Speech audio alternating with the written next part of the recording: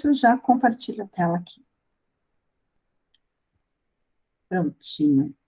Então, hoje, aula 2. Estamos iniciando aí mais um semestre, segundo ano, que coisa mais linda. E aí, então, a gente vai dar continuidade à aula passada, que a gente estava falando sobre a história da educação infantil. Eu trouxe mais algumas coisas, acrescentei mais algumas coisas, que eu acho válido, claro, né? Então, eu trouxe aqui algumas pessoas que vão falar sobre alguns tipos de metodologias de aprendizagem, né? Porque a gente está falando sobre educação infantil no Brasil, então a gente já falou sobre as crianças, né? Apesar de que a gente vai olhar novamente para as crianças, acho que na próxima aula, bem provável, quando a gente entra para falar do ECA, tá bom? A gente vai ter essa parte de legislação, que ela é bem importante, eu acho que todos nós deveríamos saber os direitos e principalmente os deveres, né? E aí, então, a gente vai falar e ampliar aí esse debate como uma roda de conversa, certo? Então, vamos lá. A gente, na aula passada, deixa eu apresentar aqui o slide. O meu computador está um pouco lento. Eu não sei porquê, mas enfim. Já tentei conversar com ele, mas ele também não me responde. Então, assim, a gente vai respeitando o tempo de cada um, certo? Então, a gente tem, na aula passada, a gente falou, então, sobre as crianças, como elas eram tratadas, né? A gente está falando da sociedade feudal, a gente falou também sobre o século XVII, nós falamos que as crianças eram vistas como mini-adultos, né? E de que, como elas tinham, claro, a gente sabe hoje, né, de que a imunidade delas era baixa, então, por conta disso, muitas delas, aos 5, 6 anos, não vingavam, que era aquele termo que era usado, e aí, então, essa criança acabava morrendo por alguma doença. E, por conta disso, né, as crianças ficavam em outras casas, né, com outras famílias, para não ter esse apego, né, essa afetividade com aquela criança. E para a criança também não ser tratada com muito paparico, vamos chamar assim, né? Então, esse era o olhar para as crianças daquele século, né? Hoje a gente sabe que é muito diferente, ainda bem. Hoje a gente tem vacina para tudo, o que é muito bom para tudo, ou para quase tudo. E então a gente tem um olhar diferente aí para essas crianças, certo? A gente vai ter um olhar diferente também com essas 3 pessoas aqui maravilhosas, Pestalozzi, Froebel, Montessori e Macmillan. A gente vai aprender um pouquinho sobre eles, sobre outros também teóricos da educação. E aí, então, eu venho com um vídeo para vocês, na verdade, e depois a gente fala um pouquinho sobre essa história da educação. Deixa eu compartilhar esse vídeo com vocês. Eu já deixei o link dele no WhatsApp, tá bom? Deixa eu ver se é esse daqui. O de baixo também é bem interessante, é Viviane Mosé, que eu gosto muito. Esse daqui é um canal que eu adoro, e eu indico para todo mundo, porque é da Univesp, e a Univesp nada mais é do que uma universidade. Eu acho que vocês não estão vendo meu vídeo, né? Eu vou compartilhar já para mim.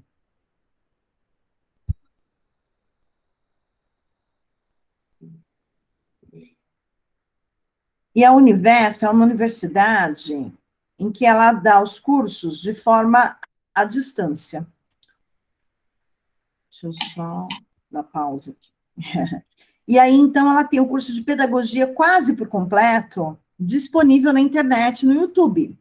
Então, se você quer uma parte da pedagogia, uma disciplina que você não entendeu, ou um tema de uma disciplina que você não entendeu, pode ser que dentro desse site aqui, desse canal do YouTube, chamado Univesp, você encontre alguma coisa, uma explicação, é bem interessante, eu gosto muito, eu uso muito em sala de aula, tá? Deixa eu só compartilhar, então, a tela com vocês, porque eu acho que não está aparecendo, né? Ai, Vanessa, não é isso. Não, Pro, a tela tá travada. Beleza, sem problema, a gente vai, vou voltar para vocês e a gente vai compartilhar de outra forma. Compartilhar o vídeo. Para a apresentação. Então, agora sim, o vídeo. Pois eu não consigo mais compartilhar como era antes, sabe? Mas, enfim, fazer o quê? Breve história.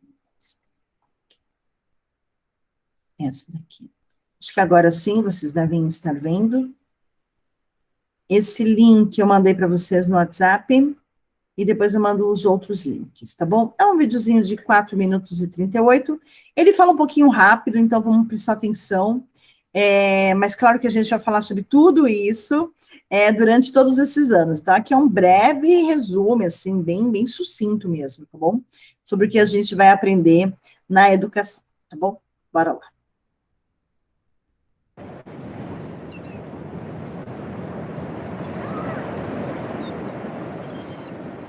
Quando a Companhia de Jesus desembarcou por aqui com a missão de converter os nativos à fé católica, trouxe na bagagem métodos pedagógicos. A alfabetização era o caminho mais seguro para a catequese, para mudar hábitos e costumes. Começava assim a história da educação no Brasil. Nos primeiros anos, a Companhia de Jesus, tendo à frente o padre Manuel da Nóbrega, fundou colégios e escolas de instrução elementar. Os jesuítas aplicavam 2 modelos de instrução, um para os indígenas, centrado na leitura, escrita e poucas operações, e o outro voltado para os filhos dos colonos, consistindo no ensino mais culto. Durante os 210 anos de serviços educacionais prestados pela Companhia de Jesus, toda a ação pedagógica foi marcada pela ausência de discussão. O pensamento crítico passava longe das salas de aula. O ensinamento proposto pelos jesuítas era alheio ao interesse da coroa portuguesa, que agora queria colocar as escolas a serviço do Estado e não mais da fé. Quando foram expulsos do Brasil em 1759, havia aqui 17 colégios e escolas de primeiras letras funcionando. Sem os jesuítas, a educação brasileira praticamente voltava a estaca zero. Em 1807, a família real deixa Portugal e se muda para o Brasil. Com a chegada da corte, há investimentos no ensino técnico e se multiplicam as escolas de ensino superior. Por outro lado, a educação popular, com estudos primários e médios, fica esquecida. O período é de poucos avanços. Com a independência em 1822, aparecem os primeiros sinais do ensino como instituição. Um artigo na primeira Constituição Brasileira de 1824 não deixa dúvida. A instrução primária é gratuita para todos os cidadãos. 10 anos se passam até que um ato institucional transfere aos estados o dever de se responsabilizar pelos ensinos primário e secundário. Longe do papel, os números eram alarmantes. Em 1844, a rede de ensino básico atendia a pouco mais de 2.400 alunos. No Brasil, a população infantil era então de mais de 250 mil crianças. Entre 1889 e 1929, a educação brasileira teve a influência do pensador francês Auguste Comte, que pregava o ensino leigo, livre e gratuito. O analfabetismo no Brasil chegava, segundo o Instituto Brasileiro de Geografia e Estatística, a 65% da população. Após a Primeira Guerra Mundial, há um surto industrial. Aumenta o operariado entre imigrantes italianos e espanhóis. A partir de 1930, a educação como instituição ganha contornos mais definidos com a criação do Ministério da Educação e Saúde Pública pelo governo provisório de Getúlio Vargas. A Constituição de 1934 estabelece pela primeira vez na nossa história que a educação passa a ser um direito de todos e que deve ser promovida pelos poderes públicos e pela família. A esse período, segue o Estado Novo de Getúlio Vargas e a valorização do ensino profissionalizante. Nesta época, o ensino era dividido em 5 anos de curso primário, 4 de curso ginasial e 3 de colegial. Em 1947, o governo federal lança uma campanha nacional de alfabetização. Durante o período da ditadura militar, de 1964 a 1984, o ensino superior privado ganharia espaço. Para acabar com o excedente de estudantes aprovados e sem vagas nas universidades, foi criado o exame de vestibular classificatório. Com o fim do regime militar, educadores de diversas áreas do conhecimento passaram a discutir o ensino de uma forma mais ampla e democrática. Com a promulgação da nova Constituição em 1988, nasce a última versão da LDB. Baseada no princípio do direito universal à educação para todos, ela traz entre suas principais características o ensino fundamental obrigatório e gratuito, a gestão democrática do ensino público e progressiva autonomia pedagógica e administrativa das unidades escolares. Ela é aprovada em 1996, às portas do século XXI.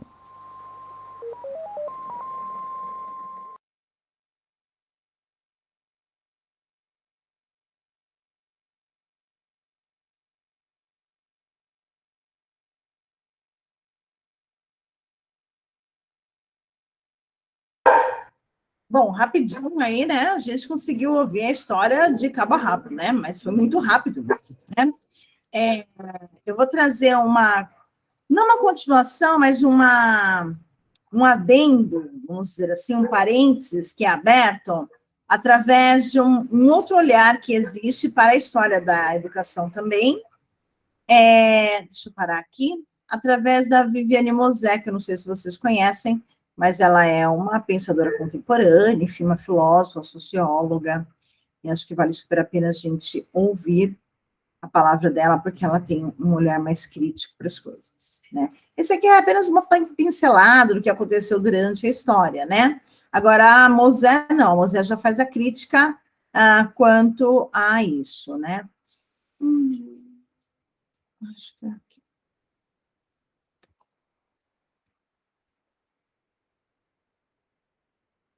Vou me mutar com os cachorros do dia de lixeira.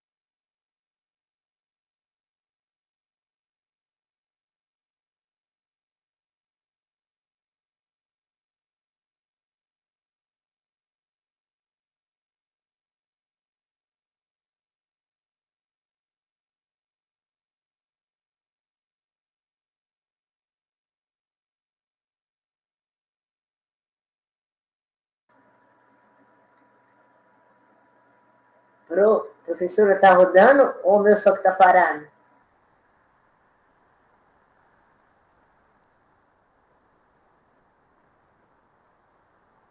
O microfone está fechado. Não entendi, Ruth, o que foi? Não, o filme está rodando porque o meu está parado, está normal? Bom, acho que sim. Está normal para vocês, meninas? Não. Não, eu estou pensando que a senhora estava esperando alguma coisa. Tá, então eu vou fazer novamente.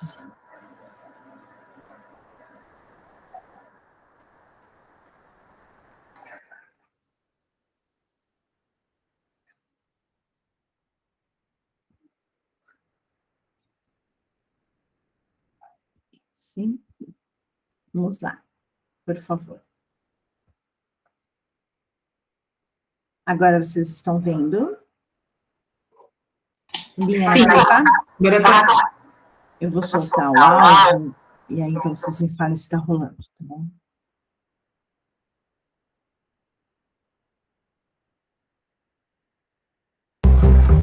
Se você olha para trás, dizer que a educação brasileira começou com jesuítas, começou com doutrinação, não começou com pensamento, com conhecimento. Os jesuítas nem são... Se você olha para trás, você vê que a educação brasileira começou com jesuítas, começou com doutrinação, não começou com pensamento, com conhecimento. Os jesuítas nem são culpados, eles vieram para cá para trabalhar com os índios, né? Mas não tinha uma educação estruturada ainda. Então, como eram cultos, começaram a cuidar da educação. Esse modelo de educação que vem dos jesuítas, que é o da doutrinação, foi se arrastando pela história do Brasil, com pouquíssimo acesso das classes populares à educação. Até o final do século XIX, era muito baixo, os índices são absurdos, né? Já o século XX começa com um movimento mais interessante, né? E na década de 30, Anísio Teixeira, com o Manifesto dos Escolanovistas, Cecília Meirelles assinando, e isso foi muito marcante naquela época, nesse movimento de vamos não só estruturar o sistema educacional, que era o que eles queriam, mas uma escola voltada para a vida, para a alegria, para a ação. Da década de 30 até a década de 50, a gente teve um movimento muito interessante. Na década de 50, o Brasil tinha que se industrializar. Aí vem o movimento da industrialização. Então, naquele momento, tinha que formar mão de obra para o mercado. Passou a existir essa escola que eu chamo de linha de montagem, né? Que é uma linha de montagem que você coloca um pedaço de cada coisa para sair um aluno formado com diploma e conseguir entrar participar do movimento produtivo brasileiro. A educação brasileira sempre esteve voltada para a economia, fora essas exceções desses grandes educadores que nós tivemos, Lauro de Oliveira Lima, Anísio Teixeira, que é um gênio da educação brasileira, Paulo Freire, Darcy Ribeiro, fora esses grandes educadores, e tem outros que eu não estou citando aqui, a estrutura é sempre voltada para o mercado, né? De lá para cá, foi nessa direção. Mas aí, não bastando, nós temos o regime militar. Aí o regime militar entra e ainda não apenas tira a filosofia e sociologia. Todo mundo fala desse aspecto, mas esse não é o principal problema. O grave do movimento que aconteceu no Brasil é que o regime militar, ele existe para ir contra a inteligência. Ele existe para se contrapor à inteligência brasileira que queria uma mudança estrutural. Que independente se essa mudança era boa ou não vem ao caso, o que vem ao caso é que era uma mudança movida pela inteligência, pela intelectualidade. Qual? O movimento secundarista, que era fortíssimo no Brasil. Os professores, os jornalistas, os escritores, os intelectuais. Então, o regime militar, especialmente a partir de 68, ele ataca a inteligência. E aí, isso é a maior ferida que nós temos na educação brasileira hoje, que é, especialmente nas classes populares. Classes populares somos todos nós. Eu chamo de classe popular todos nós, ou seja, eu estou tirando apenas uma elite que está nos principais cargos de dominação. Fora isso, o povo brasileiro, ele ficou com pavor de pensar. Porque pensar significa ser fichado no DOPS, Departamento de Ordem Política e Social. Pensar significa ser preso. Pensar significa ser perseguido, ser torturado. Pensar, criticar, se colocar, se posicionar significa ser exilado, não é? Então, durante 20 anos foi proibido pensar, não na escola brasileira, mas na sociedade brasileira. Esse é o passivo que a gente tem da educação. Então, depois do regime militar, quando acontece a abertura, o que nós temos? Nós temos um hábito de usar a escola como disciplina, como colocação em caixinhas, né? Então, depois que acabou o regime militar, é hoje, que com certeza você pode criticar esse governo do jeito que você quiser, mas você não imagina que o governo atual quer que a nossa escola não pense, tenha medo do pensamento. Não é isso que o governo atual tem.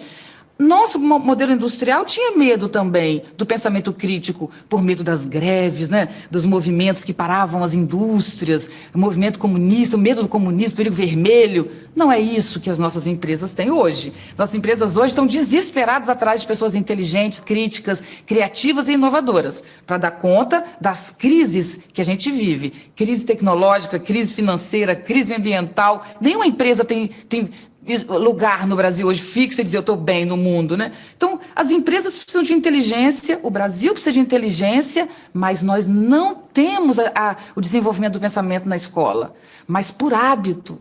O maior problema da escola brasileira hoje é o modelo pedagógico, que é um modelo que incentiva a passividade e a repetição, não incentiva a inovação, a criatividade, a ação. O aluno tem que estudar parado. Então, é esse movimento que leva não ao pensamento e à criatividade, mas à reprodução e à passividade que nós carregamos. Mas nem queremos mais, carregamos sem querer. Nós temos um problema de cultura educacional que tem que se transformar.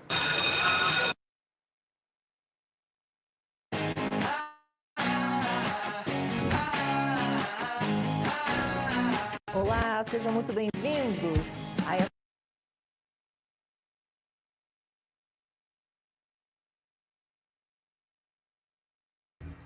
Que coisa, a gente quer dar pausa, o negócio não dá pausa.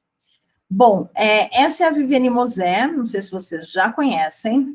Deixa eu só mostrar uma coisa para vocês, que depois vocês vejam com carinho, com atenção, que é o seguinte, ela faz parte de um projeto que existe, ele começou no Rio de Janeiro, mas aí ele pipoca para outros lugares. Deixa eu ver se está aqui nesse...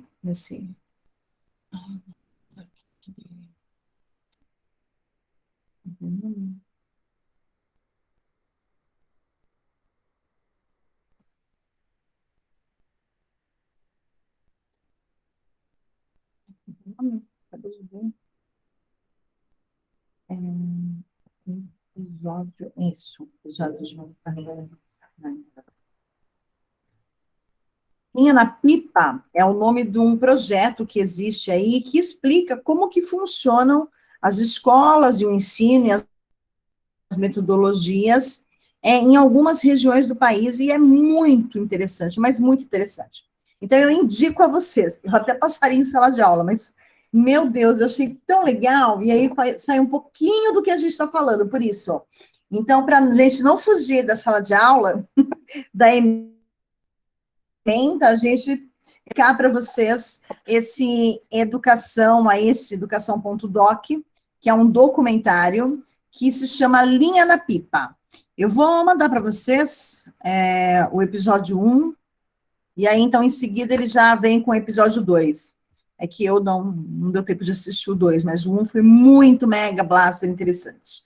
Então, eu já copiei aqui o link, e eu já vou compartilhar com vocês no WhatsApp, tá bom?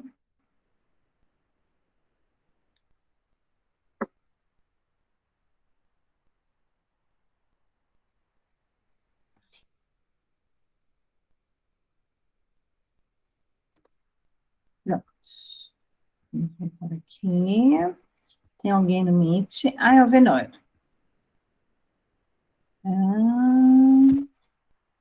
Boa noite, tudo bem, Venor?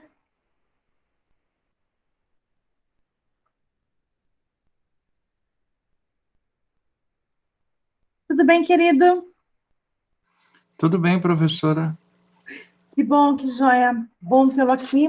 Nós assistimos a 2 vídeos e eu já encaminhei-os pelo WhatsApp, tá bom?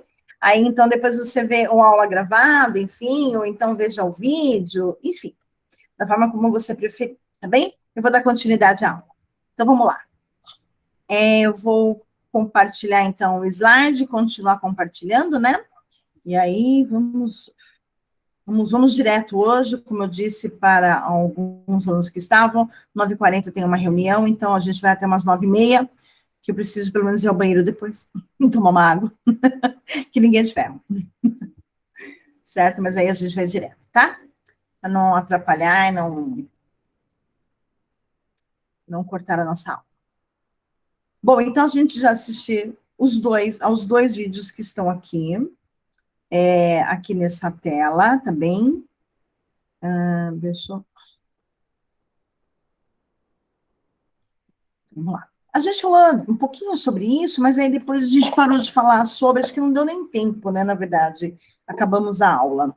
Então, a educação infantil no Brasil, a gente tem no Brasil escravista, aí a gente está falando de meados de 1800, a gente ouviu a Viviane Mosé falar também sobre essa parte, enfim, mas, claro, vamos falar um pouco mais devagar, porque ela estava sendo entrevistada, ela não estava dando aula.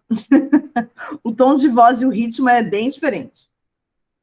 Então, aqui a gente tem o Brasil escravista, a criança negra, ela já trabalhava quando completava 6 anos, tá? Então, entre 6 e 12 anos, ela já começava a fazer pequenas atividades como auxiliares. E aos 12 anos, já era vista como praticamente adulto, né? E tanto para o trabalho quanto para a vida sexual, tá bom? A criança branca é um pouquinho diferente, né? Deixa eu pensar aqui um pouquinho. Sim, aos 6 anos ela ia para a escola. Certo? Bom, vamos lá, ela começava os primeiros estudos aos 6 anos, a criança branca, tá? Com a abolição e a proclamação da República, surge uma nova sociedade que é a burguesia, tá bom? As creches populares atendiam somente ao que se referia à alimentação, higiene e segurança física. A gente não tem aqui nada de alfabetização, tá bom? A gente tem aqui apenas para cuidar da criança como se fosse uma babá, tá bom? E não como uma educadora. Então, a creche aqui, a gente faz creche, né? Mas, na verdade, ela tem um outro nome, a gente vai chamar de creche porque é mais fácil da gente entender, né? Então, essas crianças iam para lá e ficavam por lá, assim, só para isso. Então, higiene, alimentação, e para elas não fugirem dali. Que lugar é esse? A gente pode encontrar 2 lugares. A Casa da Roda, lembra que a gente falou na aula passada, onde as pessoas deixavam as crianças, deixavam, não, abandonavam as crianças nessa roda, né? E aí, então, nunca mais as viam, né? Isso acontecia muito com as prostitutas, com as mulheres que eram casadas e pularam a cerca, com as negras que ficaram grávidas dos senhores brancos. Enfim, essa cena que a gente tem aqui é lamentável, mas que acontecia nessa época. Tá bom? A gente até falou da Casa dos Expostos, alguém ficou de fazer a pesquisa e acho que ninguém fez, mas tudo bem, não tem importância.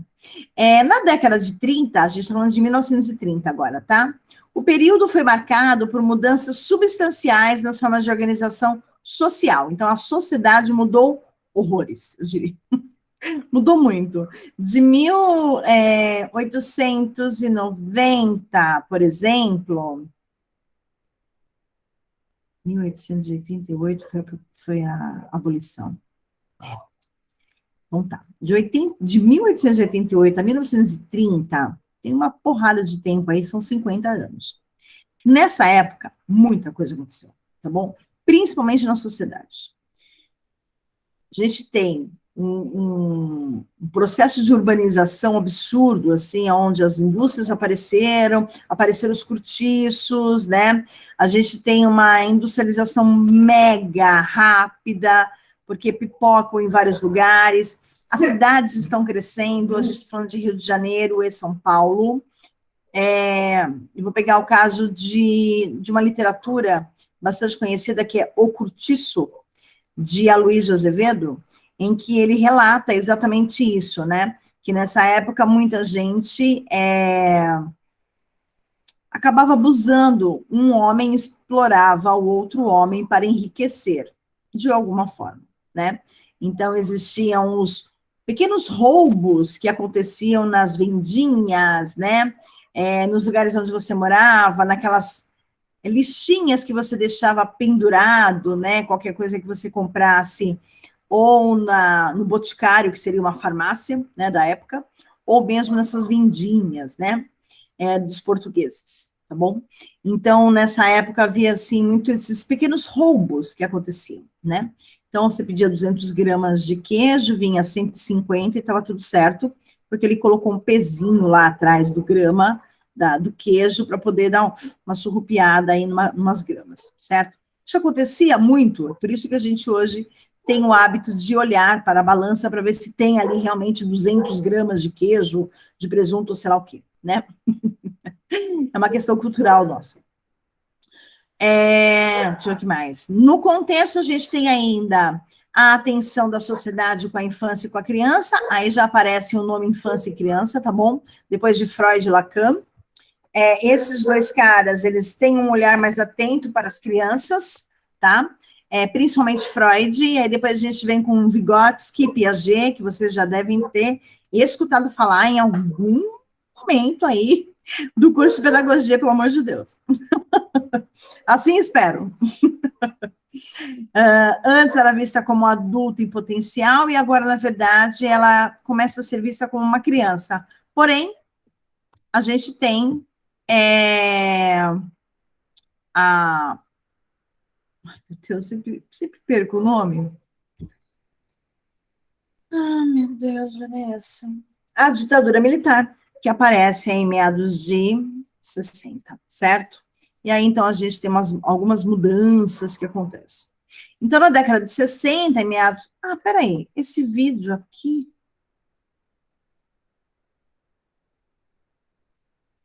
tá, eu passo depois. Tá.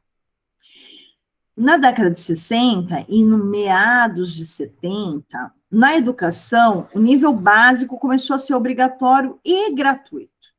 Que até então existiam algumas escolas aí que eram pagas, tá bom? E claro que quem trabalhava nessa época trabalhava horrores, ganhava uma miséria, né? Porque havia uma exploração bastante grande de quem era dono de indústria, para quem trabalhava lá com eles, né?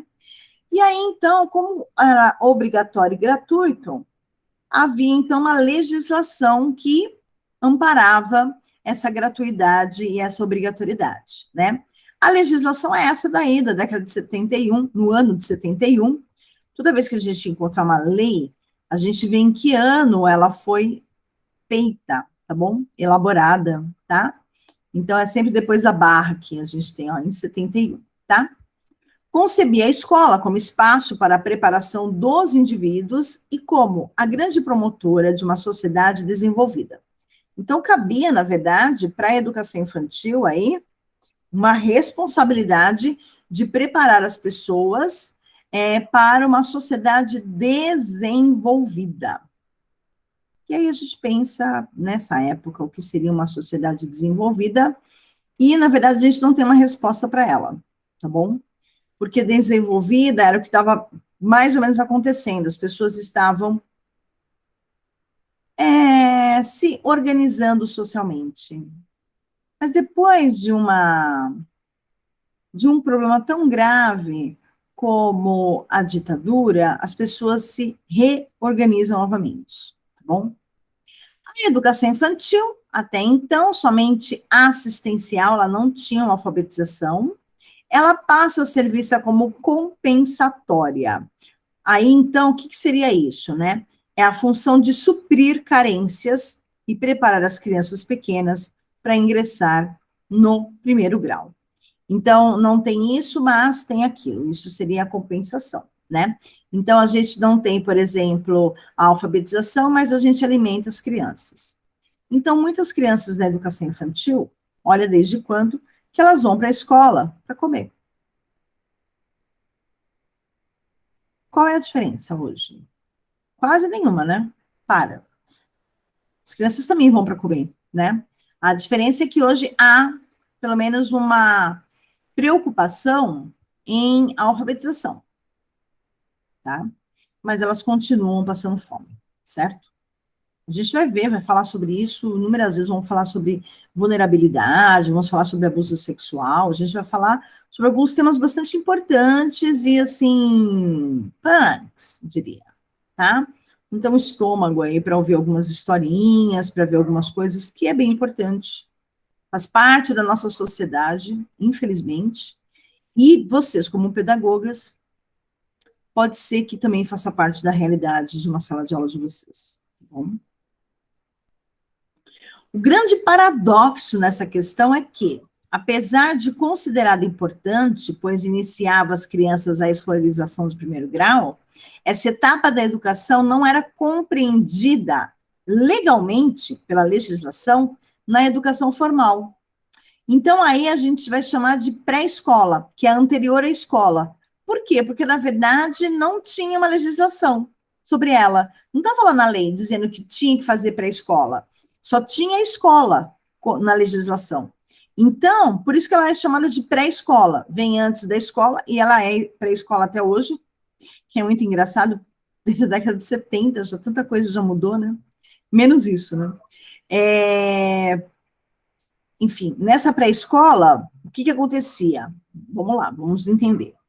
Anterior à escola, não havia contratação de professores qualificados, então era qualquer pessoa, e uma remuneração digna. Então, ganhava-se muito pouco para cuidar daquelas crianças, né? Formada, muitas vezes, por voluntários. E a gente está falando de voluntários. Voluntário ganha quanto? Nada. Voluntário, amor. Voluntário é gratuito o seu trabalho. Você vai lá porque você não tem nada para fazer, tem um tempo ocioso, ou gosta de criança, quer cuidar, quer ajudar dessas crianças que precisam de uma assistência. Aí a assistência é bem da básica, tá bom? A contratação de professores, bom, na década de 70 já havia. Formação de professores, claro, mas para as crianças pequenininhas não havia uma formação gradual, né, uma graduação, não havia o curso de pedagogia, né? Pedagogia era uma extensão, era um curso de extensão. Então, tinha antes o magistério, né? Que eram as escolas para as mulheres. A gente vai ver isso também, que é bem interessante, né?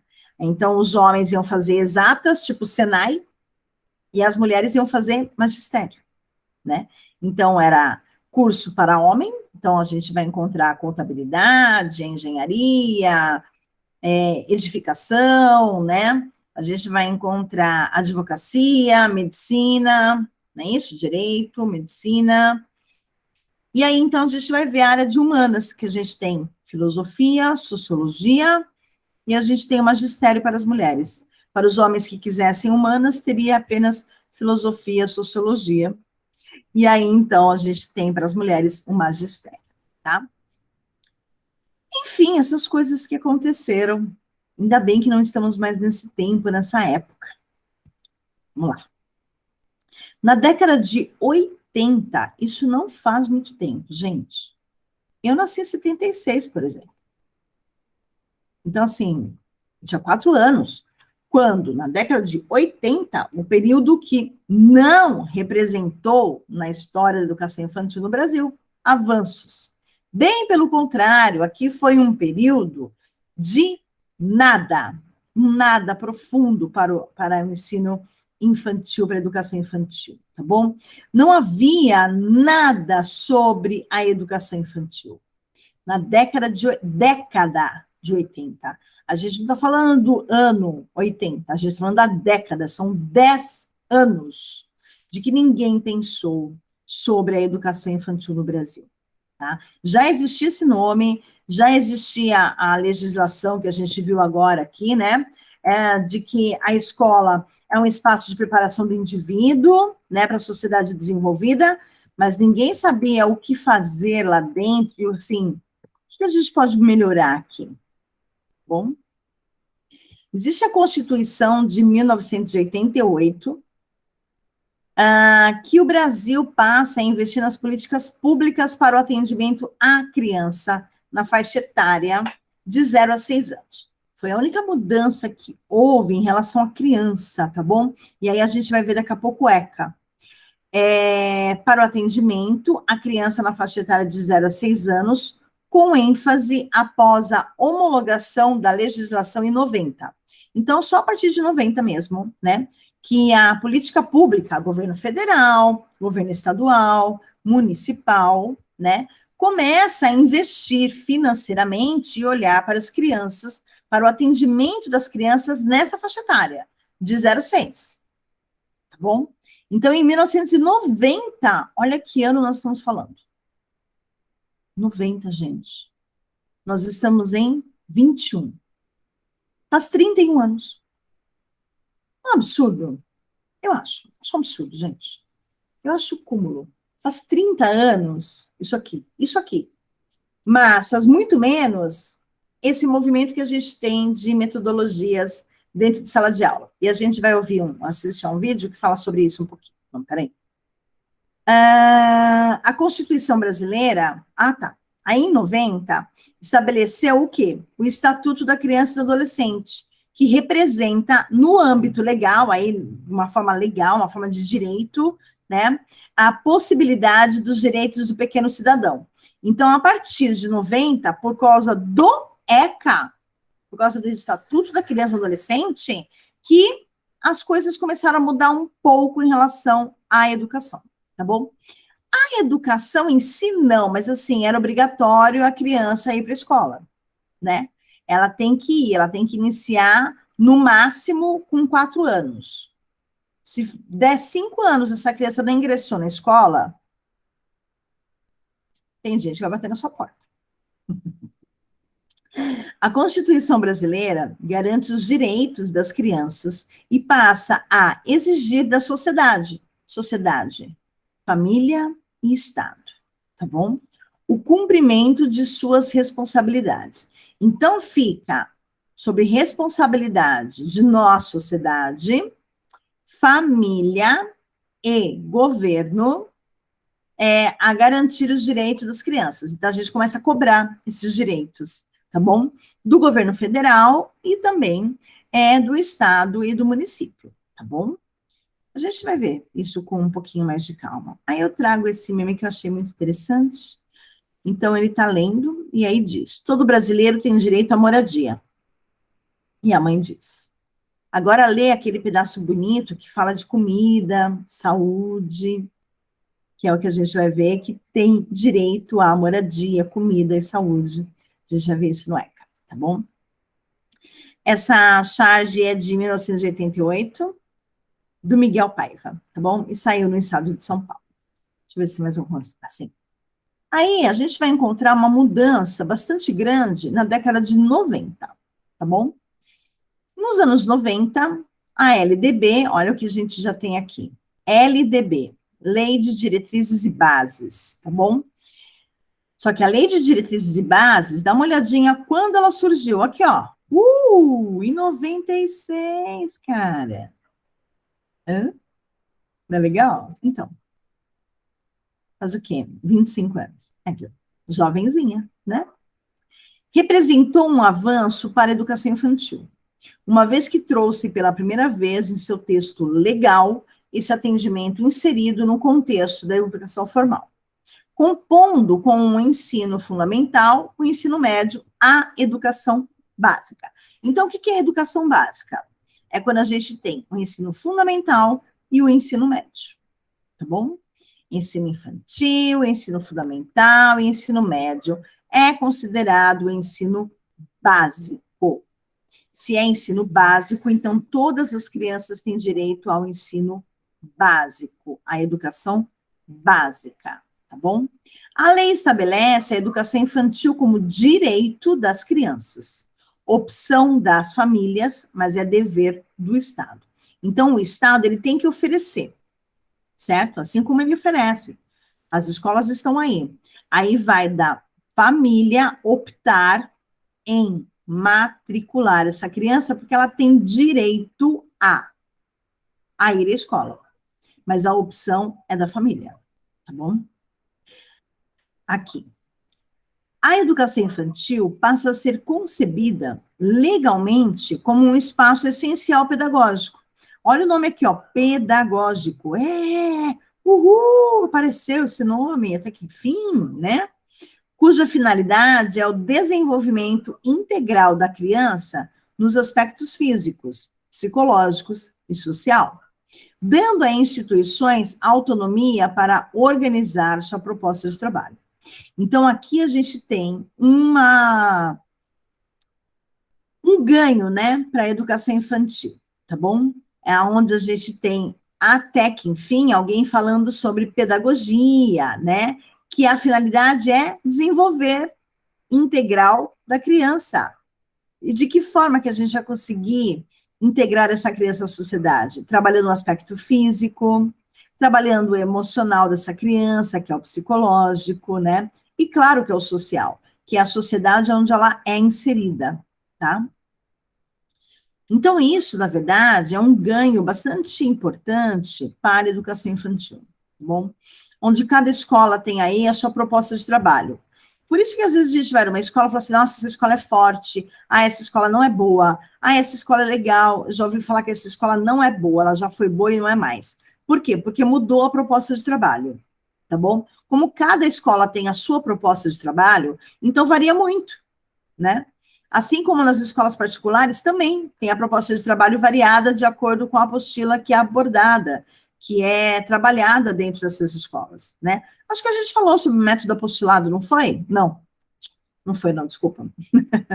Foi na outra aula, não foi com vocês, não.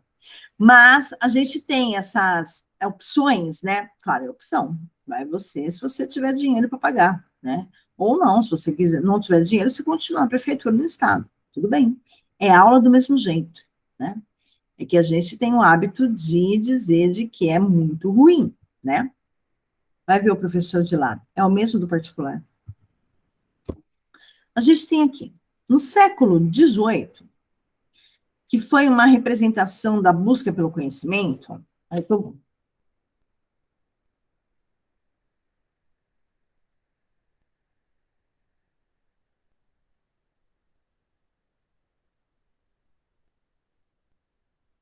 Desculpa, um barulho aqui em casa, é que eu estou sozinha hoje. E os cachorros dormindo. Então não é nada grave. Eu estou voltando um pouquinho para poder falar sobre uma representatividade que a escola tem, que é do ensino do conhecimento da ciência, né? Então, eu volto aqui um pouquinho para poder falar sobre uma coisa muito importante. No século XVIII, representou a busca pelo conhecimento da ciência. O homem, ele se debruça na possibilidade de saber cada vez mais e dominar cada vez mais a natureza. Surge a revolução científica e a racionalidade é defendida como forma de conquista de liberdade dos homens. Então, se eu tenho conhecimento, eu tenho liberdade. Não é isso? Se eu tenho conhecimento, eu consigo me libertar de algumas coisas que elas nos aprisionam de alguma forma, né? Que lutavam contra o obscurantismo imposto pelos dogmas da igreja. Então, quando a gente tinha lá o ensino jesuítico, né, a gente tinha os dogmas da igreja, né, a gente não tinha um conhecimento da ciência, né. Quando os jesuítas foram expulsos daqui do Brasil, pelo Pombalina, que é uma... Antero de Pombal, é isso mesmo, é o nome dele, ele chegou aqui no Brasil colocando ordem em relação às escolas, que foi um ganho bastante importante para a educação. A gente também vai ver, já que vocês não viram no passado, a gente vai ver aqui rapidinho, tá bom? A escola representava um espaço para o aperfeiçoamento do homem. Entendia-se que o acesso ao conhecimento possibilitava a igualdade entre homens. Então, se eu tenho conhecimento, eu consigo fazer com que todos nós sejam iguais. Não haverá diferença entre a gente. E se você estuda na mesma escola que eu, não tem que ter diferença. Se você estudou numa escola diferente da minha, não tem que ter diferença, porque nós temos o conhecimento, o acesso ao conhecimento. E ele é libertador mesmo, né? Deixa eu só voltar aqui, porque tem 2 vídeos para a gente assistir que são bem interessantes. Antes da... Antes de encerrarmos de falar do ECA, exatamente, né? Porque o ECA a gente vai abordar de forma integral, tá?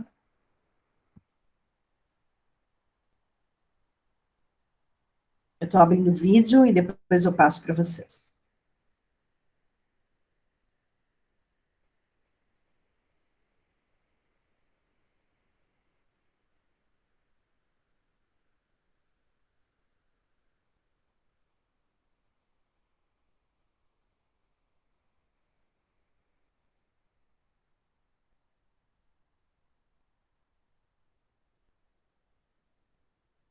Ok.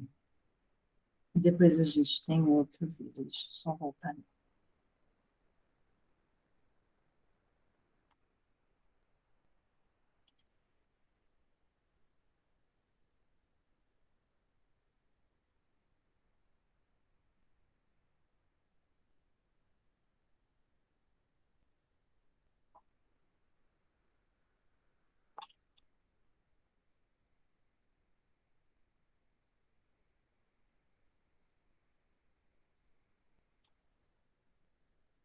Estou abrindo, tá? Acho que eu estou, assim, quietinha.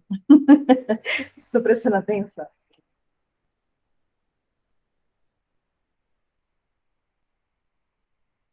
Ah, não, esse aqui a gente assistiu. Ok.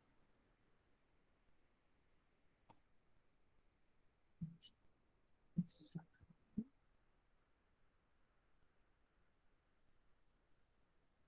Esse não.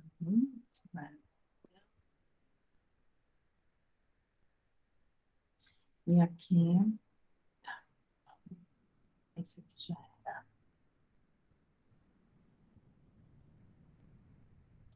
Esse daqui também já. E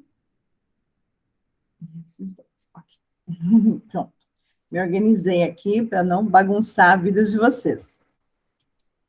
Então, deixa eu parar de apresentar aqui e apresentar esses dois vídeos.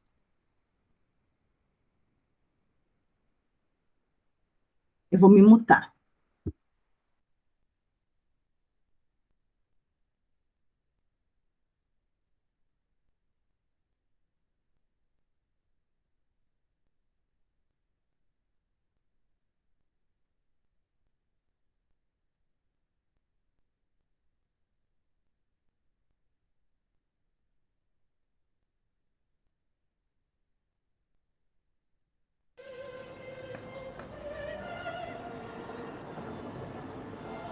Foi daqui, da antiga sede da Companhia de Jesus em Lisboa, que saíram os primeiros padres jesuítas em direção ao Brasil. Seguidores da ordem religiosa que mais teve influência na educação brasileira, os jesuítas foram responsáveis pelo ensino no país por 210 anos. Ainda hoje, se discute qual era o objetivo desses missionários, que chegaram ao Brasil junto com os colonizadores, pouco depois da descoberta das novas terras. Catequizar? Educar? Afinal, o que trouxe os jesuítas para tão longe? O historiador português Jorge Couto estuda a influência dos jesuítas no Brasil e no mundo e dirige a Biblioteca Nacional de Portugal, onde a equipe da Univesp TV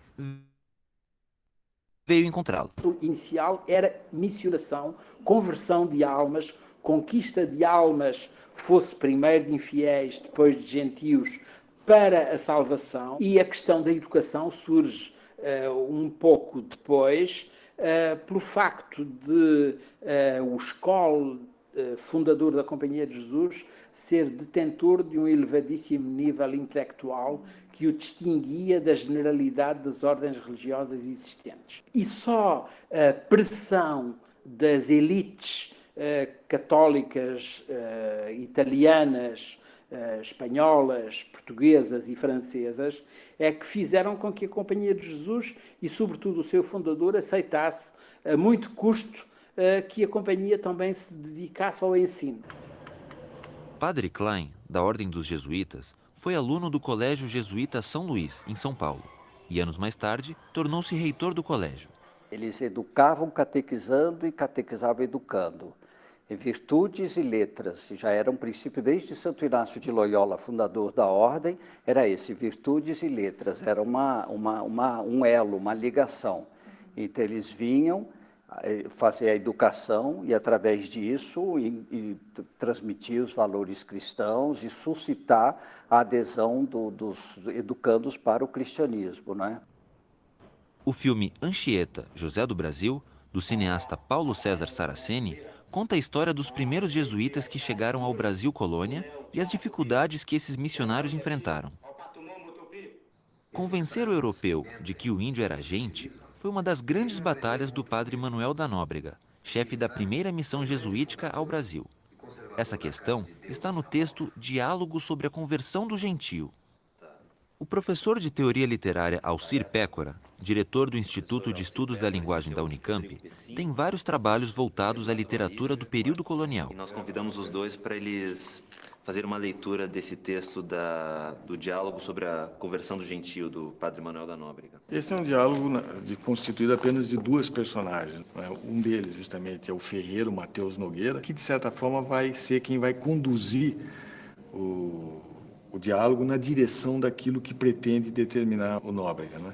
E o outro é o Gonçalo Álvares, que domina muito a língua dos indígenas e pratica diariamente com ele as verdades da religião, o catecismo e tudo mais. Na leitura deste diálogo, o ator Eduardo Parisi interpreta Gonçalo Álvares, o Língua, e o ator Rodrigo Pessim faz o papel do ferreiro Mateus Nogueira.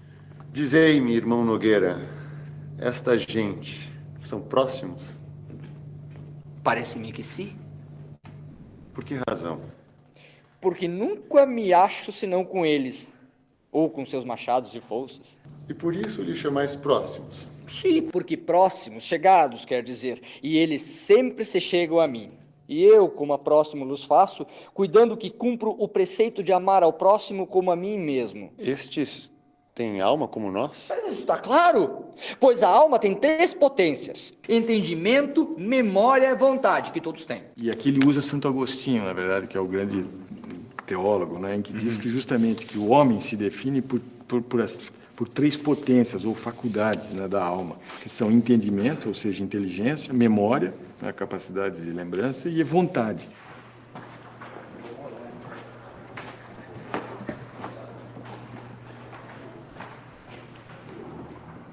Essa pinacoteca do Museu Anchieta, tá legal? Então, a sala dos quadros, uma coleção de quadros de pinturas que mostram esses padres que fizeram parte da história da cidade de São Paulo, tá legal? Então, nós temos aqui, a princípio, um quadro bem interessante que mostra esses 2 principais padres que fizeram parte da história de São Paulo, ou 2 padres que são talvez as 2 figuras mais conhecidas nessa história da cidade, que é o padre Manuel da Nóbrega, o superior da Companhia de Jesus aqui no Brasil, tá legal? E o padre José de Anchieta.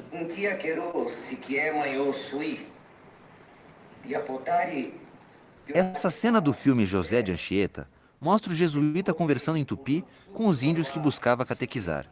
Anchieta falava fluentemente a língua dos índios.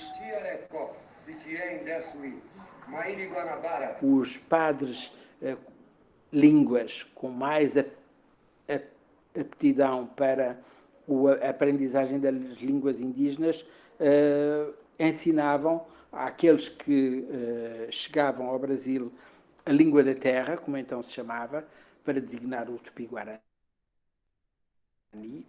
E quando houve massa crítica suficiente, passaram a ser formados, quer no Colégio de Coimbra, quer em Lisboa, no Colégio de Santo Antão, nas línguas dos povos em que iam trabalhar.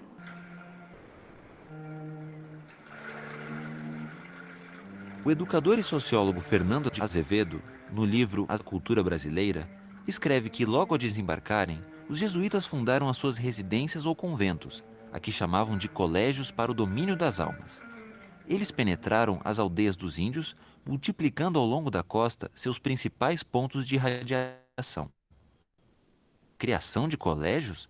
Por que os jesuítas fundavam colégios? Todos esses colégios eram fundados a pedido das elites locais que tinham de contribuir financeiramente. Ou seja, as elites locais pediam à companhia que fundasse um colégio e apresentavam os bens e os rendimentos que esses bens podiam dotar esse colégio. Desde a vinda deles em 1549, até a expulsão no Pombal já, né, no século XVIII, eles foram praticamente hegemônicos em termos de ensino, né? Mas, de fato, quem tinha acesso aos colégios jesuítas eram o que eles chamavam de elite, né? Elite local, sobretudo das grandes cidades, digamos, as principais cidades em que haviam colégios jesuítas, né? Então, era geralmente os filhos de portugueses, né, que tinham, ou então alguém que já tinha enricado por algum motivo, um dono de engenho ou coisa parecida, mas era, em geral, quem tinha emprego nos empregos públicos, né, concessões reais, e pessoas que eram consideradas da elite local. Quer dizer que os colégios eram para as elites. Mas e os indígenas?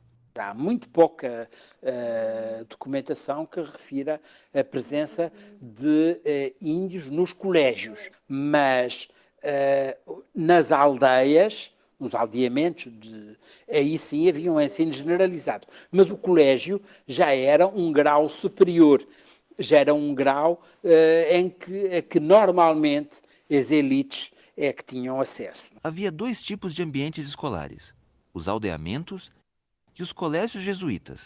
Enquanto os aldeamentos se dedicavam à educação e à catequização dos índios, os colégios cuidavam da educação dos filhos da elite colonial. Há um grande rigor do ponto de vista da austeridade, do comportamento moral, das inovações pedagógicas que os jesuítas introduzem em todo o mundo, que vão atrair as elites e que vão levar a que por toda a Europa Católica surjam colégios, desde o Colégio de Jesus em Roma, chegando a Nagasaki, no Japão, até à rede de colégios que foi criada no Brasil. O primeiro em 1549, em Salvador, depois gradualmente São Vicente Santos, também no Espírito Santo, em Ilhéus, em São Paulo.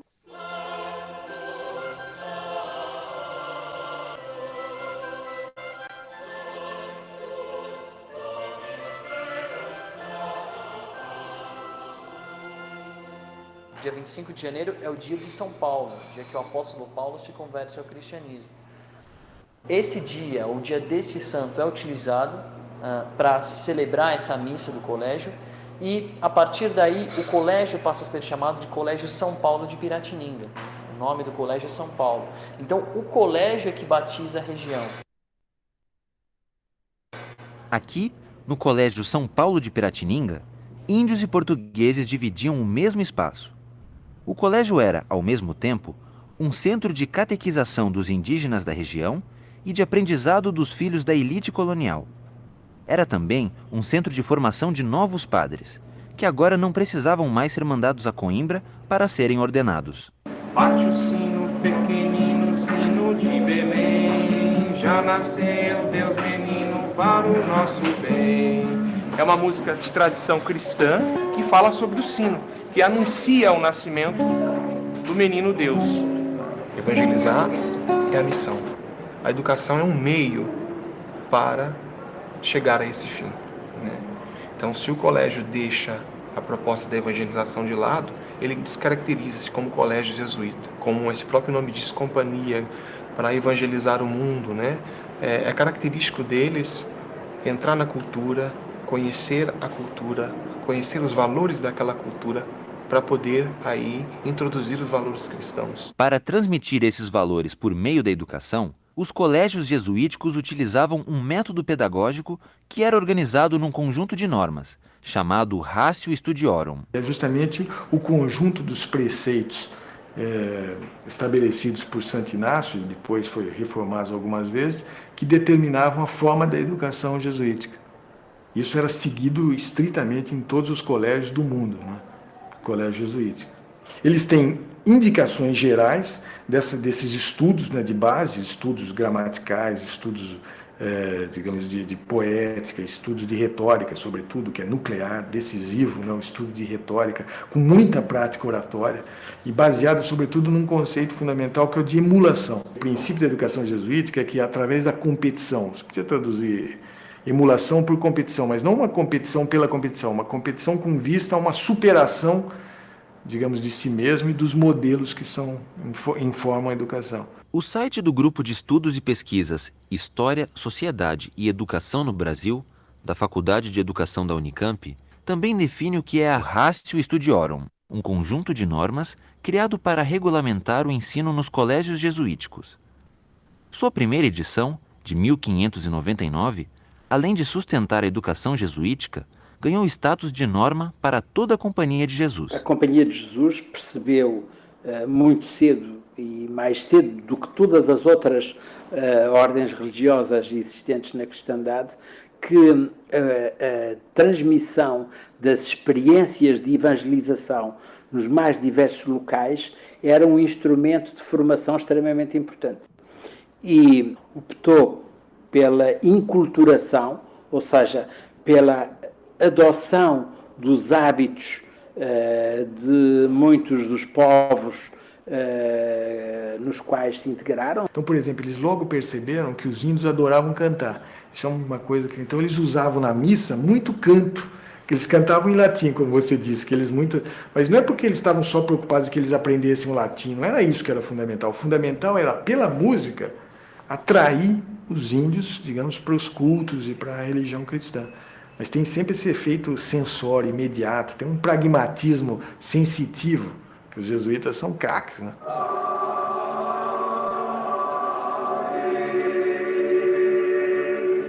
Outra batalha que os jesuítas enfrentaram, além de terem de convencer os europeus de que os índios eram gente, foi a dificuldade da conversão do indígena ao cristianismo. Inicialmente, eles acreditavam mesmo nisso que está escrito aí, essa coisa do papel em branco, ou seja, como o índio não tem cultura nenhuma e tudo pode ser escrito nele, basta que você fale uma coisa qualquer e ele logo retém aquilo e a conversão se faz quase que naturalmente. Manuel da Nóbrega chegou a escrever que os índios mostravam admiração pela leitura e pela escrita, que desejavam aprendê-las e ser cristãos. Ele solicita ao rei de Portugal ainda mais missionários e reafirma que não há necessidade de que eles sejam homens letrados, porque os índios são papel em branco, em que se pode facilmente escrever e divulgar o Criador. Mas será que tudo poderia ser escrito tão facilmente assim? O próprio Manuel da Nóbrega parece mudar de ideia. Mais uma vez, ouça o que ele escreveu no Diálogo sobre a Conversão do Gentio. Sabeis qual é a maior dificuldade que eles acham? Serem tão fáceis de disserem a tudo sim ou pá.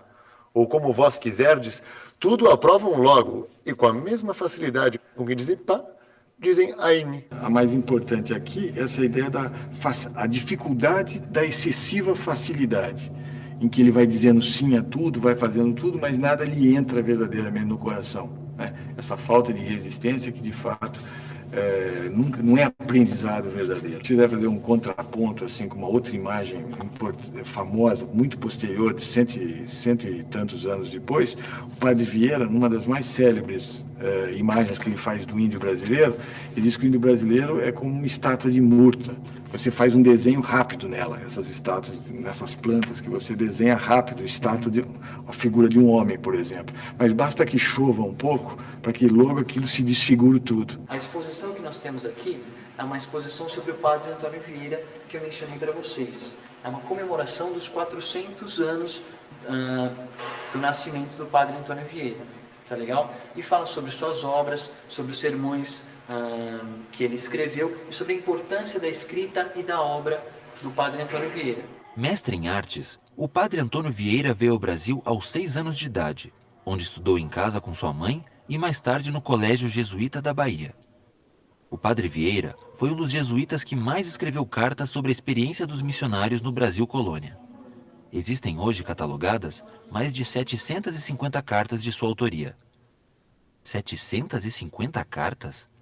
Por que os jesuítas se correspondiam tanto assim? Perceberam que a transmissão de experiências era extremamente importante e adotaram um sistema absolutamente inovador, que era a obrigatoriedade de cada província redigir pelo menos anualmente, daí as chamadas cartas anuas, a síntese das atividades que tinha desenvolvido ao longo de um ano. Uma espécie de relatório de atividades. Esse sistema de vasos comunicantes, de transformação, de comunicação em rede, foi extremamente moderno e precursor, e nós hoje, quando utilizamos a rede, ou seja, a internet, não fazemos mais do que adotar o sistema, embora com outra tecnologia, que os jesuítas adotaram no século XVI. A sede dos jesuítas é em Roma. Eles tinham frentes de expansão na China, no Japão, no Vietnã, na Índia, Goa, no Brasil, na América do Norte. Quer dizer, imagina que eles estavam dissolvidos, digamos, num mundo imenso que se conhecia pouquíssimo. Dessas cartas com informações sobre as sociedades diversas, sobre as diferentes culturas que ele encontrava, sobre as dificuldades da conversão, sobre a forma de constituição de cada uma das missões, é a base da informação que nós temos, por exemplo, sobre a colônia brasileira. O sociólogo Gilberto Freire, em seu livro Casa Grande e Senzala, obra considerada essencial para o entendimento do pensamento social brasileiro, diz que é difícil reconhecer que os padres tenham agido com heroísmo e lealdade aos seus ideais.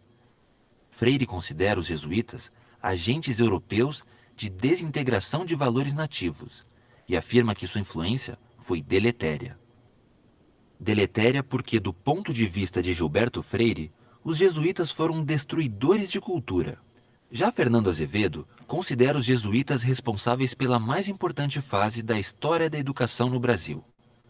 No seu livro A Formação da Cultura Brasileira, Azevedo diz assim: a vinda dos padres jesuítas, em 1549, não só marca o início da história da educação no Brasil, mas inaugura a fase, a mais longa dessa história, e certamente a mais importante pelo vulto da obra realizada, e, sobretudo, pelas consequências que dela resultaram para nossa cultura e civilização. Educadores ou destruidores de cultura? A discussão sobre o papel dos jesuítas é ainda atual, mas a trajetória desses missionários na história da educação guarda um consenso. Ninguém nunca é sempre inovador. Há um momento, há um tempo em que é inovador, depois há um tempo de cristalização e há um tempo de decrepitude, como em todas as sociedades humanas. E a Companhia de Jesus aconteceu exatamente a mesma coisa. No século XVI, no século XVII foi vanguarda, no início do século XVIII cristalizou e na segunda metade do século XVIII já está em declínio do ponto de vista da modernidade dos sistemas de ensino. Gostaria de encerrar, agradecer a visita. Obrigado, pessoal. Vamos lá?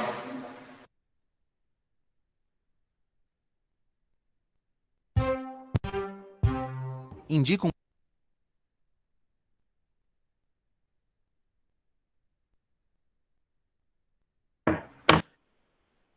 Eu só pausei o vídeo para poder fazer um comentário. Na verdade, eu ia passar os 3 vídeos de forma separada, mas eles são sequências.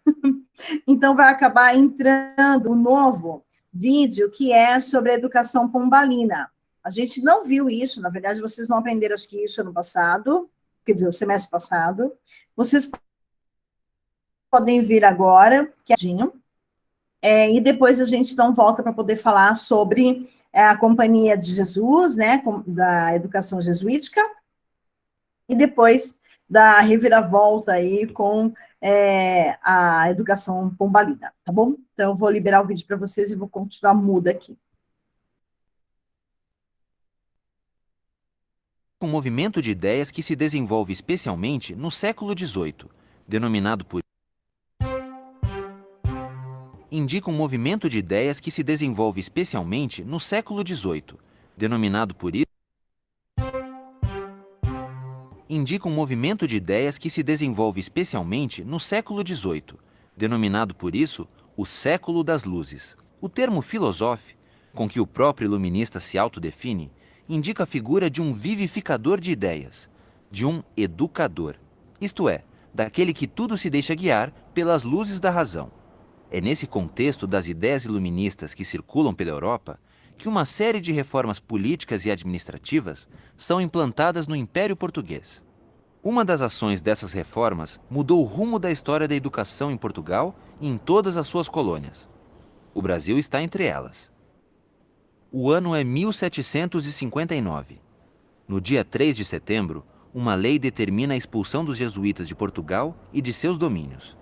Dom José I está no trono português, mas quem comanda o país é o primeiro-ministro do rei, o famoso Marquês de Pombal.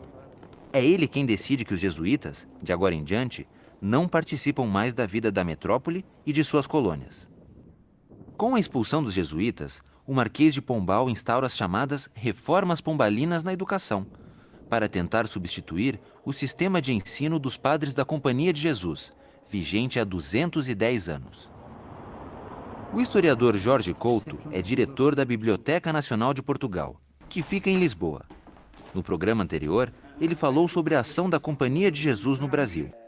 Agora, destaca como os jesuítas, antes de Pombal, faziam parte do Império Português. Os jesuítas portugueses estavam desde Bragança, que é o extremo norte de Portugal, até Nagasaki, no Japão. Portanto, cobriam todo o Império Português. A Europa, África, América e Ásia. Portanto, cobriam os 4 continentes.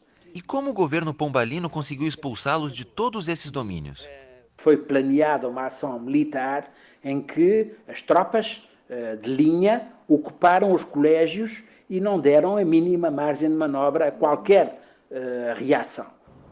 As reformas pombalinas ocupam uma parte importante do STED-BR, site do Grupo de Estudos e Pesquisas, História, Sociedade e Educação no Brasil, da Faculdade de Educação da Unicamp. Estava aqui o anúncio da palestra que o professor Gilberto Luiz Alves, pesquisador da Universidade para o Desenvolvimento do Estado e da Região do Pantanal, daria na Unicamp sobre as reformas pombalinas. A reforma de estudos atravessa todo o currículo. A grande novidade é a introdução das ciências modernas. Não ocorreu pura e simplesmente um acréscimo. Muda profundamente o sentido das demais matérias do currículo. Por exemplo, se nós analisamos o que eram os estudos de gramática latina nos jesuítas, nós vamos verificar que os estudos eram desenvolvidos basicamente em latim. Quando se instauram as reformas pombalinas, o discurso passa a ser o seguinte: os estudos de gramática só têm sentido quando são desenvolvidos em língua materna. O ensino de línguas deve ter um caráter útil e aplicado. Aliás, esses dois termos, útil e aplicado, passam a ser sistemáticos desde então, no ideário pombalino. É dentro da Universidade de Coimbra que se monta todo o projeto de reforma educacional de Portugal. Criada no século XIII, em 1290, a universidade é a mais antiga de Portugal e a terceira mais antiga da Europa. Quem nos recebeu em Coimbra foi o pró-reitor da universidade, Antônio Filipe Pimentel. A conversa com ele foi dentro da Biblioteca Joanina, um dos símbolos do iluminismo na Universidade de Coimbra. É esse cenário barroco, por um lado retórico de exaltação, por outro esplendoroso, que justifica o lado estético desta biblioteca.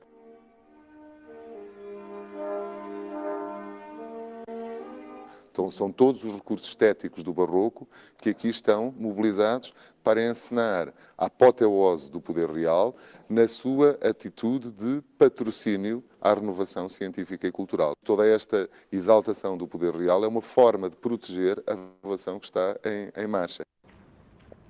E o que as reformas pombalinas que começaram aqui, dentro da universidade, representaram para essa instituição? Ela é tratada como uma nova fundação da universidade, com novos estatutos, com um novo quadro de faculdades. Fernando Taveira é professor associado da Faculdade de Letras e presidente do Instituto de História Econômica e Social da Universidade de Coimbra. Pombal pega nos estatutos, os novos estatutos, escritos, manuscritos à mão, escritos à mão, e os entrega à universidade e diz: esta é a nova lei da universidade.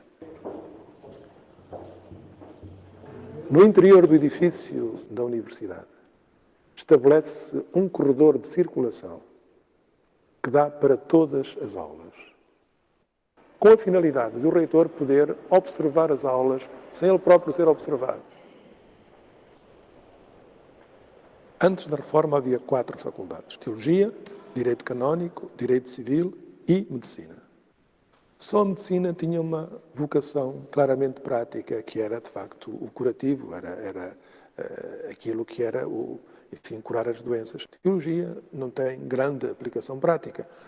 O direito, sim, mas no sentido da administração, não de uma aplicação concreta, científica àquilo que era a vida comum.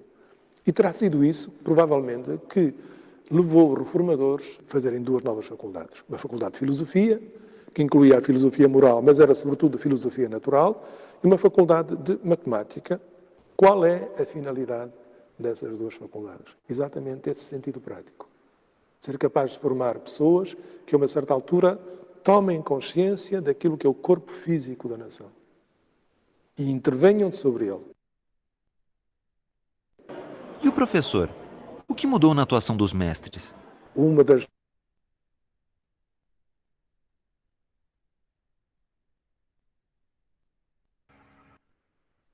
Antes que vocês durmam, apesar da história eu achar muitíssimo interessante, vocês estão aí, gente? Vocês já dormiram? Para tudo? Estamos aqui, professora. Então, tá bom. Ainda bem que o português lá tem a sua tradução, né? Senão a gente ia morrer. Mas até que ele tentou falar o português do Brasil tão bonitinho, né? Só o sotaque que é muito gostoso, né, gente? Mas há umas trocas, às vezes, de letras e palavras que dificulta o entendimento, mas tem a legenda, ainda bem. Bom, então é o seguinte, Bom, vamos lá. A gente, então, viu a educação jesuítica, que ela era, sim, uma forma de salvar a alma dos índios, e vocês viram que depois de algum tempo, ela se tornou uma escola para as elites, né? Então, aquelas pessoas que tinham dinheiro, ou que nasceram endinheirados, ou tornaram-se ricos, né? Porque eram donos de fazendas de café, porque plantavam-se cana-de-açúcar, porque tinha gados, enfim, de alguma forma tinha dinheiro, eles queriam que seus filhos fossem pessoas melhores. Assim a gente sempre pensa, né? E eles também pensavam dessa forma. Esse pensamento ele vem dessa época. Então, o que eles queriam? Que esses padres, né, os jesuítas, então ensinassem a ler e escrever essas crianças. E aí, então, eles pagavam para isso, né? Não era uma mensalidade, mas era indiretamente uma mensalidade, né? Porque eles acabavam ajudando financeiramente a escola também, né? Todo aquele lugar que eles tinham construído para isso, né? Então, ou cediam uma parte da casa para isso. E aí vocês viram que ela ficou 200 anos aqui, né? 210 anos aqui, como uma escola. É claro que a gente não tinha uma população muito grande, claro que não havia um pensamento para a educação, né? A gente tem ainda uma dificuldade nessa época aí, tinha uma dificuldade em pensar sobre as crianças, as metodologias e o que ensinar a elas. Então, pelo menos ler e escrever era muitíssimo importante.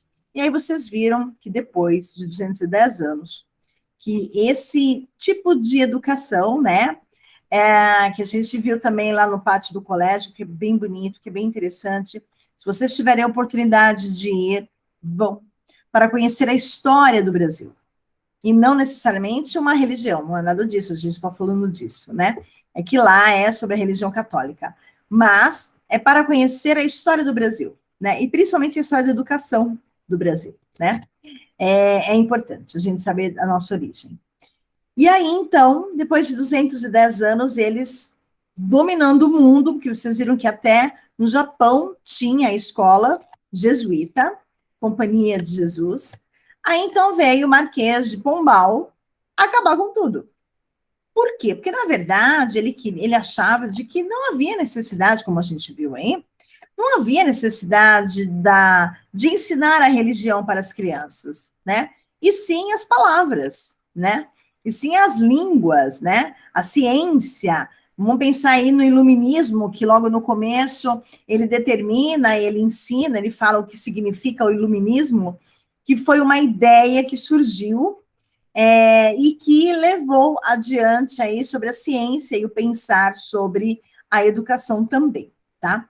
Aí o Marquês de Pombal veio para cá e falou, filho, sai fora, né? Quer dizer, não foi assim, né? Mas quase isso, né? Eles foram expulsos aqui do Brasil, e aí, então, veio com a ideia de uma educação laica, tá bom? A educação laica veio com o Marquês de Pombal. Educação pombalina, tá bom?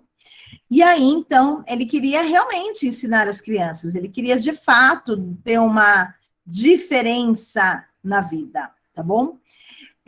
O que também é muito importante a gente ter. Claro que eu não dei continuidade a essa reviravolta que há na educação com o Pombalina, porque aí eu deixo para vocês depois assistirem com calma, porque o foco da aula não necessariamente é esse, apesar da gente ter que falar sobre a educação, a história da educação infantil, mas a gente tem que seguir o fluxo aí, que seria o ECA, o Estatuto da Criança e do Adolescente, que surge depois, muito tempo depois, da educação pombalina, né?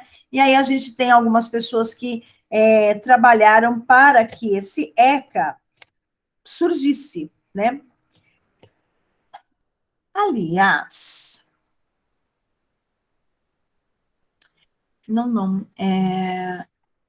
vocês viram tendências pedagógicas, não foi, gente? Deixa eu só ver outra coisa aqui. Tendência pedagógica, vamos lá. Tradicional, tecnicista, escola nova. Oi? Sim, professor. Que bom. Fico feliz. Deixa eu só ver uma outra coisa, fazer aqui uma pesquisa, porque eu não quero ser redundante, falar duas vezes a mesma coisa, né? Então, deixa eu procurar aqui.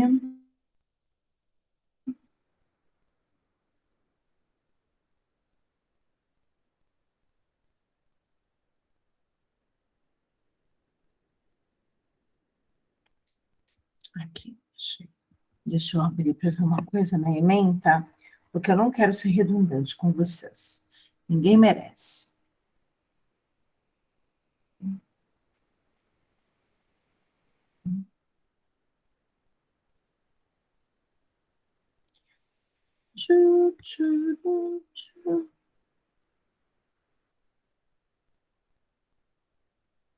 Nossa, Vanessa.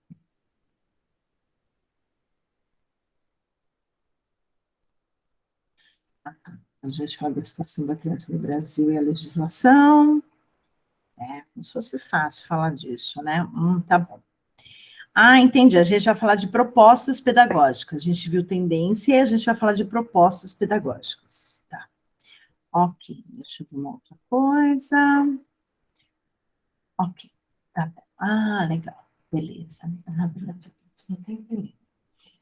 Beleza. A gente vai falar um pouquinho do ECA, certo? Alguma dúvida? Alguém quer fazer algum comentário sobre essa educação jesuítica que a gente viu agora, sobre o Pombalina, enfim, essa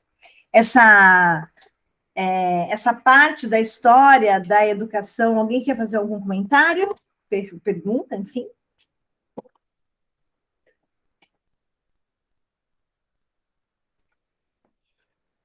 Não? Tudo bem? Tá tudo bem? Vocês estão prestando atenção, gente, na aula? Pelo amor, né? Entrou. Então tá bom. Então vamos ao ECA. Se não há pergunta, a gente então vai direto para o ECA. Vamos lá. Outra vez entro no Teams. Demais, né? Virou hábito, né? Todo dia eu tô no Teams. Ai, gente. Tô ficando gaga, isso sim. Deixa eu ver aqui. Bom, esses dois slides eu já mandei para vocês. Sobre o ECA também eu já mandei para vocês, tá bom? Ele inteirinho, mesmo não tendo dado em sala de aula, não tendo explicado, mas eu já compartilhei com vocês e tá lá no Sponte também. Tá aqui, tá no Sponte, tá? Então, vamos lá. A gente vai falar da situação das crianças no Brasil, a gente vai falar sobre legislação, sim, que é muito importante. Então, let's go. A gente para daqui 15 minutinhos, tá bom? Aqui. Vamos lá. Deixa eu ver, eu posso? Ok. Então, a situação das crianças no Brasil, e aí a gente vai falar da legislação. Então, a primeira pergunta que aparece aqui é: como que nós podemos proteger as nossas crianças, né? Então, proteger as crianças é uma ideia básica, que claro que a gente vê toda essa polêmica dentro de todos os debates políticos, sociais e culturais do Brasil. Todo mundo quer proteger as crianças, todo mundo quer falar sobre isso, sobre essa violência urbana, né, sobre o acesso a conteúdos da internet. E esse argumento abstrato é usado de forma recorrente. Mas, na verdade, ninguém sabe de fato como proteger essas crianças, né? A gente encontra o tempo todo, é só ligar a televisão que a gente vê violência contra a criança o tempo todo acontecendo, né? E como protegê-las? Enfim. É claro que existe, por trás de tudo isso, uma lei federal que foi sancionada em 1990. Olha a data, prestem atenção em relação aos anos. Há quanto tempo faz que a gente pensa nas crianças? Tá bom? Que regula como o Estado, a sociedade e a família devem lidar com pessoas com menos de 18 anos, tá bom? o Estatuto da Criança e do Adolescente, popularmente chamado de ECA, tá bom? Então, eu não sei como lidar com a criança. Eu pego o ECA e vou lá ver se o que eu estou fazendo é certo, se eu estou fazendo é errado, tá bom? Perante a legislação, né? Que é o que rege o país, né? A gente precisa de leis para poder colocar ordem na sociedade, né? É que nem semáforo nas ruas, também precisa de organização, de logística, né? Para que nós possamos viver em paz, ou um pouco melhor, não viver naquele caos igual a Índia, né? Que a Índia é um caos, né? Não tem semáforo nenhum, de repente tem elefante, tem vaca, tem carro, tem moto e tem pedestre, né? Então, assim, loucura, né? Então, a gente precisa da legislação para organizar a sociedade, tá bom? A gente está falando de 1990, então muita coisa que a gente viveu, por exemplo, na nossa infância, a gente vai conseguir até entender o porquê que foi feito ou falado daquela forma, tá? Bom, a gente tem 267 artigos. É claro que eu não vou falar sobre cada um deles, porque senão vai ser muito cansativo, mas a gente parte de um ponto aí, que é a doutrina da proteção integral, que é, na verdade, o princípio de que as crianças e adolescentes devem ser protegidos e assistidos pelo Estado, pela família, pela sociedade, como prioridade e garantia de direitos básicos. E o que significa isso? Significa o seguinte, que nós somos responsáveis pelas crianças que estão no mundo afora. Como assim? Você vai ter que sustentar? Não, você não vai ter que sustentar. Mas, se você vê uma criança sendo agredida, é de sua responsabilidade como cidadão brasileiro, porque a legislação ela é federal, então ela vale somente no Brasil, de que você tem que fazer a denúncia. Se uma criança de 4 anos ainda não está na escola, você tem que fazer uma denúncia. Mas quem é você? Você é qualquer pessoa, não tem importância. Você é cidadão que sabe da legislação. Agora vocês sabem. Agora vocês têm ciência dela. Tá? Então, o Estado, a família e a sociedade somos todos nós, qualquer um de nós faz parte da sociedade, temos aí o dever de proteger as crianças. Oh, uau, estou com uma capa? Então, vamos lá, futuros pedagogos. Vamos a uns exemplos clássicos em sala de aula. A criança chega com um braço roxo. O que você faz? Então, não é de responsabilidade da sociedade? Tem que fazer a denúncia.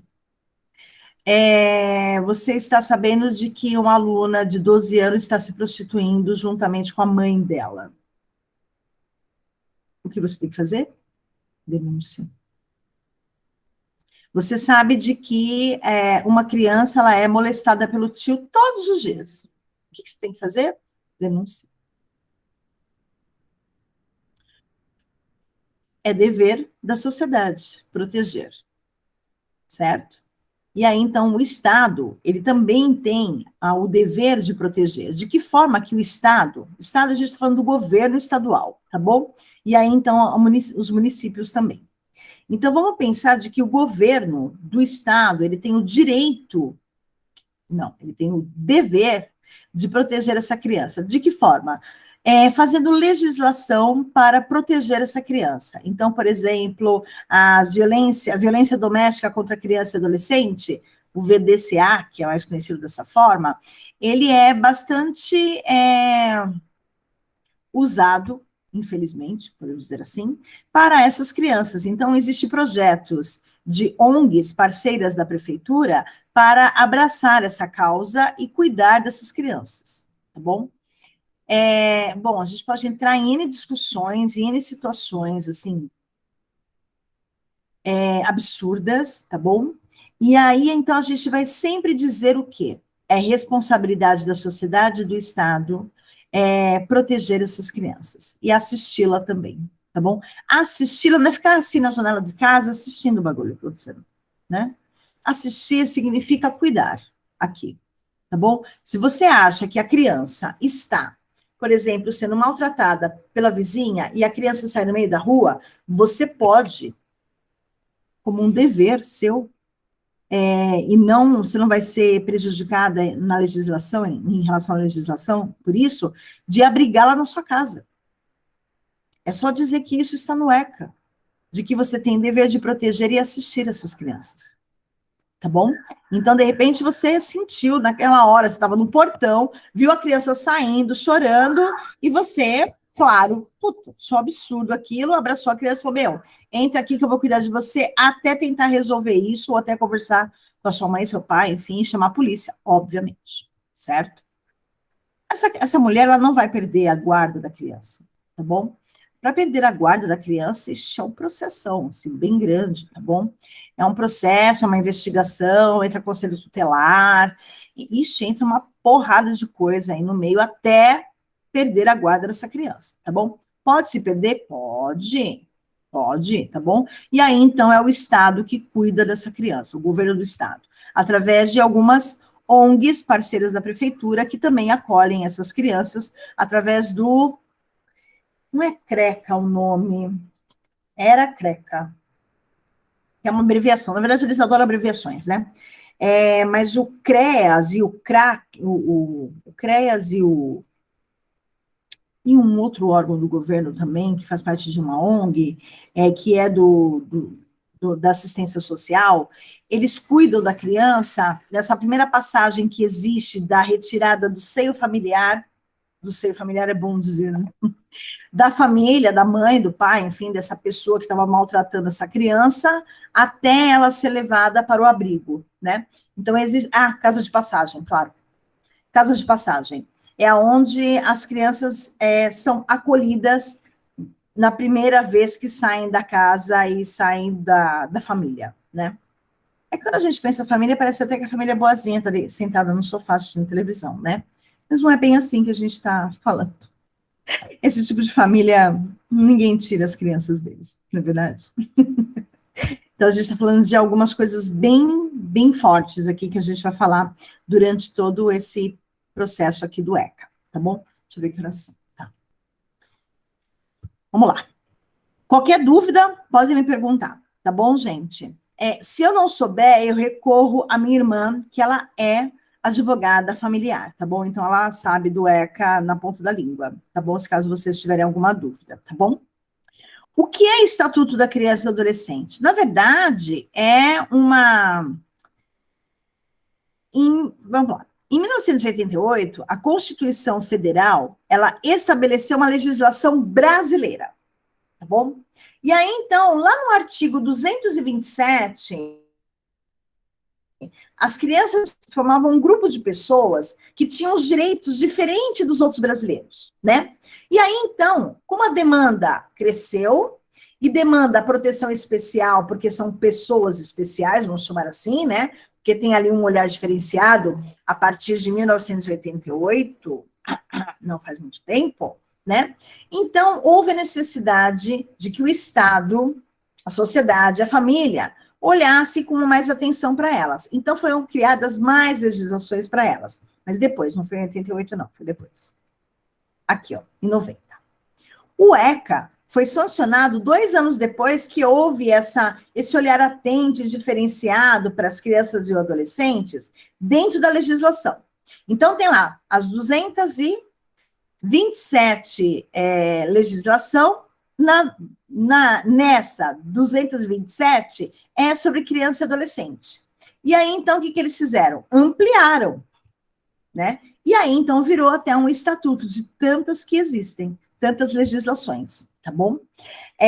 Busca regulamentar detalhadamente o princípio estabelecido pelo artigo 227 da Constituição. A lei define quais são os direitos, quem deve aplicar esses direitos e garanti-los, e com isso deve ser feito.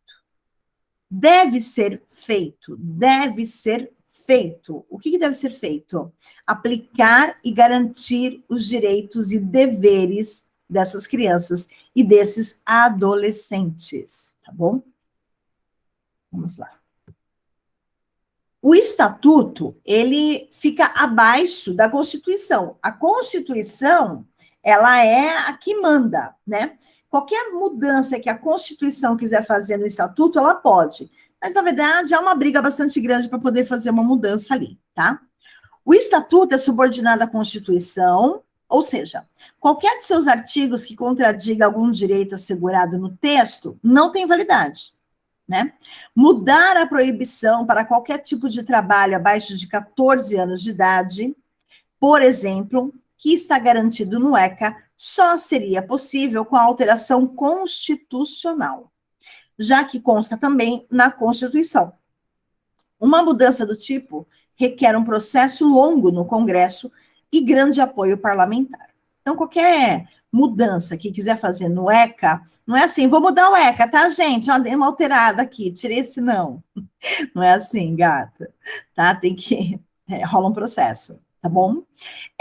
As crianças não podem, menores de 14 anos, trabalharem, tá? Não podem, pela legislação, tá? Sabe essas crianças que estão no semáforo vendendo bala? Então, gente, tipo, trabalho infantil, enfim, trabalho escravo. O que mais que a gente pode encontrar ali? Alguns outros tipos de violência contra essas crianças. Que horário que elas estão ali? Desde quando? Comeram? Pergunta para elas qual é a sua idade. Pergunta para elas, para qualquer uma delas. Qual é a sua idade? Na hora que pergunta a sua idade, a mãe ou aquela que está responsável pela criança do semáforo já puxa ela de canto para protegê-la. Por quê? Porque sabe que aquela pessoa que perguntou a idade sabe que ela não pode estar ali. E aí o que pode acontecer? Eu faço uma denúncia, ligo para a polícia. Fala, meu amor, olha, é o seguinte, tem crianças trabalhando aqui no semáforo, a mãe está abusando dessas crianças. Isso é um abuso. Entendeu? Então, tá vendo até onde a gente pode ir e a gente não vai? Tá vendo quanta coisa que a gente vê de errado e a gente não faz nada? Quantas vezes vocês já ligaram denunciando criança no semáforo? Nenhuma. E quantas vezes vocês já ajudaram? Várias. Eu não ajudo mais. Não pela criança, pela mãe, porque a mãe tem que trabalhar, é obrigação dela, e não das crianças. Entende? É diferente, né? Enfim, cada um. Vamos lá.